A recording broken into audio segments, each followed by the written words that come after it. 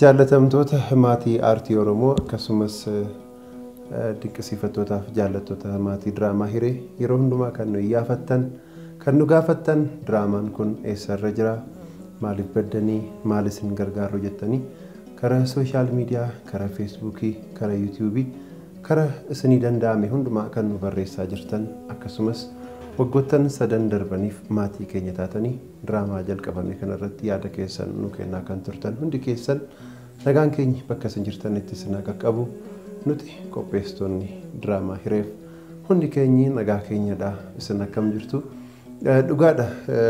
almost ji'a sadiif adeemaa jirra baatii sadan darbaniif diraamaan Hiree dhaabbatee jira maaliif dhaabbate isa jedhuuf anis gadi bee guyyaa tokko dubbadheen beeku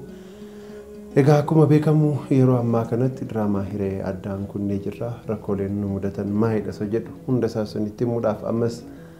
beellama kan biraa qabachuun keenya dirqamadha maaliif hunda isaa callisnee dubbachuudhaaf isin dandeenyu garuu akka qabxiilee sadan tokko isinitti himeen akkam goonee immoo diraamaa kana itti fufna kan jedhu waliin mari'annee kan murteessinu ta'a maaliif diraamaa kana waggoottan sadan darbaniiftu daawwattanii dhuma isaatu isinitti agarsiisiin gaaffii achi keessatti kaa'antu deebiin kenniin xumurameera galatoomaa ulfaadhaatu isiniin jedhiin dhiisanii baduunis nu biraas gaarii hin ta'u daawwata amma kana nu daawwateefis kabaja dhorkachuu ta'a ta'us garuu rakkinni kun humna keenya ol ta'ennaan dhaabbachuudhaaf murteessinee jirra hunda dura waggoottan sadan darbaniif carraa kan nu kennan TV OBN'n baay'ee galateeffachuu barbaanna dhugaadha qophii kana keessa kan jiru hedduun keenya dargaggootadha carraa kana nu kennanii uummata keenya wajjin akka wal barruuf carraa addaa kana nu kennaniiru carraa kana kan nu kennan garuu hojjechuu waan barbaannuuf qofa osoo hin taane hojjechuu waan dandeenyuufidha ga'umsa waan qabnuufidha jennee amanna haa ta'u malee yeroodhaa gara yerootti xiqqoo haalli OBN wajjin jiru unu wajjin walii galteerra ga'uu waan hin dandeenyeef karaa foddaa televiziyoonii OBN fayyadamuu dhiisuudhaaf murteessinee jirra. Kanaaf gonkumaa TV OBN wajjin diraamaan Hiree kana booda itti fufuudhaaf carraa hin qabu nu biraa hariiroo isaanii waliin qabnu guutummaa guutuutti addaan kunneerra. Kutaa 75 isa booda kan haaromfamu hamma 75 tti erga hojjennee booda haaromsamaa kan deemu ture agriimentiin keenya. Walii galtee kana garuu nuti haaromsuudhaaf fedha hin qabnu haalonni jiran mijatoo waan hin taaneef kana caalaa ba'aa jiruu dhiibbaa jiruu dandeenyee adeemuudhaaf sobatee argama maaliif dhugaadha baay'ee ulfaataadha haalonni aartiin kun keessa jiran haala akkamiitiin hojjetamu wantoonni mijatanii jiran maalidha isa jedhu yoo kaasne gaaffiinsaa baay'ee bal'aa waan ta'uuf garuu karaa TV OBN hariiroo qabnu gonkumaa guutummaa guutuutti kan addaan kunne ta'uu keenya tarii TV kan biraa irrattis jalqabna haa ta'u boqonnaa haa ta'u yookaan YouTube dhuma qofaadhaan gadhiisna isa jedhu ammaaf waan murteessine hin qabnu kana gochuuf immoo ogeessota piroodakshinii koo waliin mari'adheen akkasumas gaggeessitoota anaan na mari'achiisan hiriyoota koo waliin mari'adheen maal goonee itti fufuu qabna kan jedhu mari'achuuti qabna kana gaafan isiniin jedhu garuu diraamaan kun torbeedhaan utuu mul'ate gammaduu dhiisee miti haalonni nuti hojjennu wantoonni nuti barreessinu yeroodhaa yerootti abdeet ta'aa deemuu qaba waan ta'eef wanti nuti ji'a 5-6 dura qopheessine turree yoo dhufee nuuf gaarii hin ta'u kanaaf yeroo yerootti ilaalamaa deeme nutti tola ture garuu rakkoon isin mudate maalidha isa jedhu adaraa keessan ammaaf callisuu malee deebii kan biraa kennuudhaaf eeyyamamoo miti diraamaan qopheessuu keessatti rakkinoonni ka'an hedduudha akka bakkee dhaabbatanii daqiiqaa 25 qopheessuuf daqiiqaa 25 daawwachuuf akka kanaa miti haalli jiru gara dhumaatti taatonni koo gara nufuutti dhufanii turanii maaliif nun diraamaa kana jalqabnee xumuruudhaaf waadaa jalqabnee qabna garuu taatotni walakkaa erga darbanii booda namoonni amantaa guddaadhaan waliin jalqabnee hojjechuudhaaf fedha akka hin qabneef diraamaa kana addaan kutuu akka barbaadan illee karuma taatotaallee rakkoon muraasni nu mudateera kana gaafan isiniin jedhu taatonni koo gara dhibbantaatti yoon deebise dhibbantaa 90 garuu quuqama Oromoof Oromummaa aartii isaanii guddisuuf warra socho'an malee yeroodhaaf mul'atanii warra baduu barbaadan miti ta'us garee kana guutummaatti jeequudhaaf namni tokko lama gahaadha rakkoon akkasii nu mudatanii turanii karaa ispoonsaraa haalli mijatee hin jiru kamitti hojjettanii guutummaa guutuutti seenaa jiru isinitti himuun yoo nurra jiraate nun ispoonsara ofii keenya kadhannee finnuun sakadhannee finnurraa yoo deebisnee TV irratti hojjennuuf qoodneedha malee aartii amma jiruun TV'n yookaan biiroon aadaa fi turizimii yookaan qaamni mootummaa tokko diraamaa kana hojjechuudhaaf haala isin mijeessinaa yookaan taatota keessaniif yookaan ogeessotaaf kan geejjibaa kan nyaataa jedhee kaffaltiin kaffalamu gonkumaa akka hin jirre garuu carraa kanatti fayyadamtanii akka isin bartan barbaanna dhibus wal gargaarree gaafa hanqinni jirus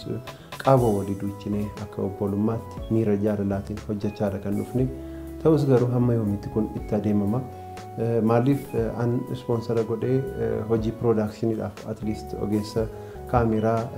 meeshaalee kanaaf editaraaf geejjiba keenyaaf nyaata dhugaatiidhaaf kan ta'u ispoonsara xiqqoo gaariidha jechuu dandeenya baankiin Awaash nu deeggaree diraamaa kana iddoo dhaabbate yeroo sana kutaa 40ffaatti erga dhaabbatee boodatti fufsiiseera kanarraa immoo deebisnee ispoonsarri kan biraanis hin jiru haalli mijatee jirus hin jiru so baatii 3 darbaniif kutaa meeqaatti immoo ispoonsara argattan isa jedhu isinitti himuudhaaf inni sicitii kan biraadha kun hundi isaa garuu erga darbee booda torbanoota 2-3 kana booda diraamaan hiree bifaan ittiin deebi'uu qabu TV irratti hojjennamu TV isa kam irratti immoo hojjechuus qabna isa jedhu mari'anne carraa arganne hundumaatti diraamaa kana sin biraan geenye sin bohaarsaa sin barsiisaa waan humni keenya danda'uun bifa aartii miidhagaa ta'een isinitti agarsiisuudhaaf waan dandeenye hundumaa hin goona dhugaa isinitti immoo viidiyoon waraabamanii taa'an jiru baay'ee hawwatoo kan ta'an baay'ee kan namatti tolan seenaa miidhagoo ta'e gaaffiin isin baay'een keessan kaastan jira dhuma isaa arguu barbaanna akkam ta'u isa jedhu gaaffiin baay'ee hin deebine kanaaf nuti torbanoota muraasa gidduutti gara keessanitti deebi'uudhaaf yaalii qabnu hundumaa hin goona garuu karaa miidiyaa OBN nun eeginaa isaaniinis baay'ee galateeffanna eenyu wajjin iyyuu walitti bu'iinsa akkasiis qabaachuus hin barbaannu garuu nun itti fufne haala amma jiruun deeggarsa amma jiruun bifa kana fakkaatuun nun ofii keenyaatiin barreessinee qopheessinee mata biraa akka ga'u goonee yeroo namni abbaa kanaa jedhu hin jirre keessatti haala kana keessatti hojjechuudhaaf baay'ee rakkanna kanaaf miidiyaa kan biraa wajjin maree gochuutii qabna isaanii wajjin erga haasofne booda yookaan immoo yuutuubii qofaadhaan gaddisuus qabna taanaan egaa isinii wajjinis waan irra geenyu isinitti himne kanaaf diraamaan hiree itti fufaa amantaa jedhuun qaba kanaaf hamma har'aatti kana sooshaal miidiyaa karaa adda addaa kan nu iyyaafattanis nu iyyaafachuuf jettanii immoo adreesii keenya yookaan iddootti nu argattan kan dhabdan hundi keessaniyyuu baay'ee galatoomaa ulfaadhaa nu iyyaafachuu keessaniif isiniin jenna dhugaadha isin maatiidha nu wajjin hariiroo gaarii ta'e qabdu waa'ee hiree yeroo isin barreessitan yeroo isin jabaadhaan hojjettan uumama golee keenyatti jabaata maaliif biyya kana keessatti diraamoota afaan hedduudhaaf hojjetaman hin argina piroodaakshiniin isaanii maal akka fakkaatu kunuunsi jiru deeggarsi jiru maal akka fakkaatu hunda isaa beekna nun garuu akka addunyaatti barannee akka mandaraa keenyattidha yaadnee kan hojjechaa jirru kana gochuuf immoo waggoottan 3 darbaniif waan gochuu dandeenyu ol goone jennee amanna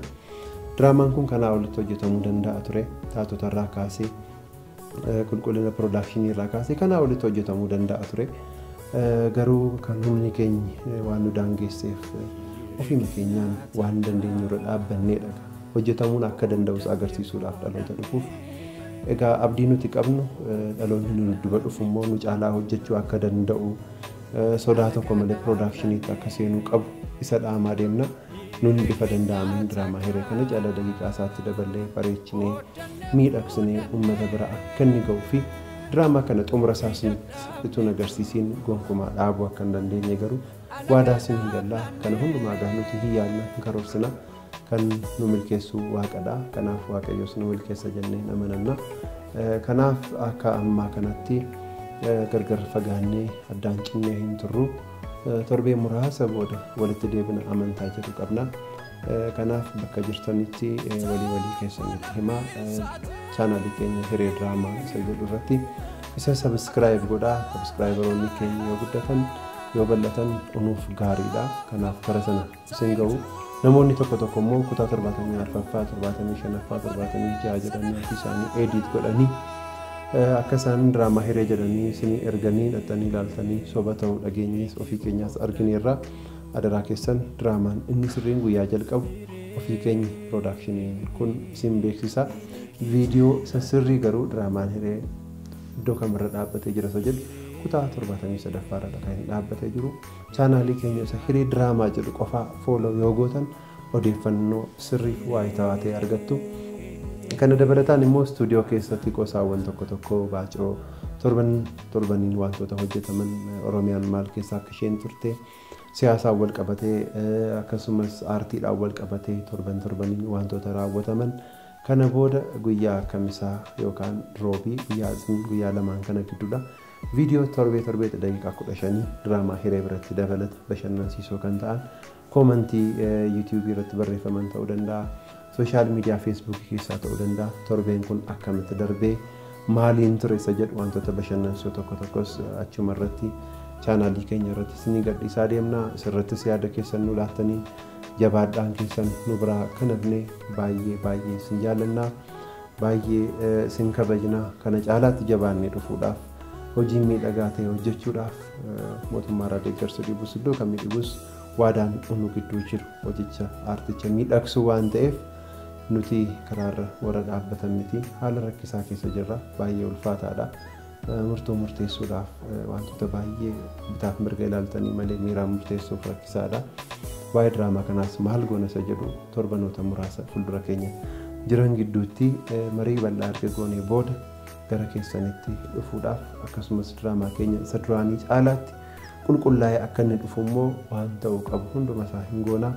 Baay'ee galatoomaa ulfaadhaa. Dogoggora yoo irratti argitan wanta sirreeffamuu qabu yoo jiraatan adaraa keessan nuuf barreessaa. Peejiin social media kan Facebook Hiree Diraamaa kan jedhus jira. Akaawuntiin kan koo jira. Karaa barbaadan nu barreessuu dandeessu. Iddoo jirtanitti hundi keessan milkaa'ina isinii hawwinaa. Ulfaadhaa galatoomaa nu jiraadhaa.